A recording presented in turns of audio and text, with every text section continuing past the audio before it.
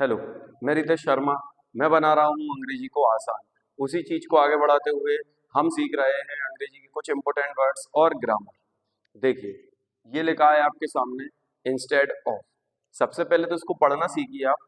क्या होता है, बहुत सारे लोग इसको इंस्टेड पढ़ते हैं, but that is wrong pronunciation.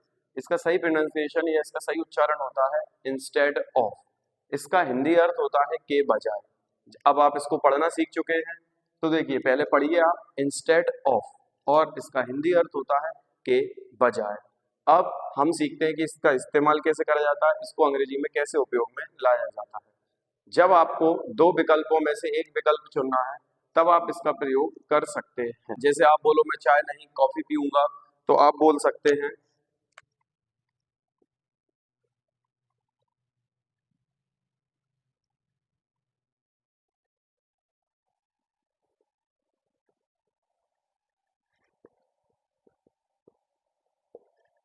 अब जैसा देखिए एग्जाम्पल लिखा है कि मैं कॉफी पीऊंगा चाय नहीं, तो I will have coffee instead of T. बड़ा सरल है, तो इसका हिंदी अर्थ आपको समझ गए कि मैं चाय के बजाय कॉफी पीऊंगा।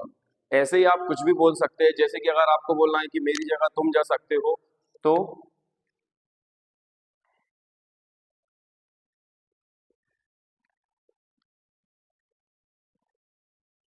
देखिए इस एग्जाम्पल को देखिए। अब यहाँ पे आप सीख पाएंगे क्या लिखा है, you can go instead of me. मतलब कि मेरे बजाय तुम जा सकते हो। बड़ा ही सरल है। जब आपको दो विकल्पों में से एक विकल्प को चुनना है, तब आप इसका इस्तेमाल करते हैं। इसको इंस्टेड पढ़ना है, इसका हिंदी अर्थ होता है के बजाय। आपको मैंने दो विकल्पों से समझाया है, आप कुछ भी बोल सकते हैं।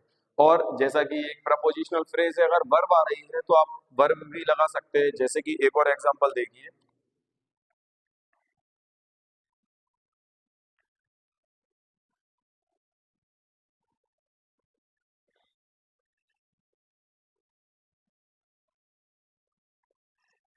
अब इस एग्जाम्पल को देखिए, she can run instead of walking. मतलब कि वह वॉक करने के बजाय दौड़ सकती है। बेहद ही सरल है। इंस्टेड ऑफ एक प्रपोजिशनल फ्रेज होती है, या एक प्रपोजिशन मान लीजिए आप। इसका हिंदी अर्थ होता है के बजाय। अब मुझे लगता है आप समझ गए होंगे, तो कोशिश करिए अपनी इंग्लिश को इम्प्रूव करिए, मेरे चैनल को फॉलो करिए। Thank you.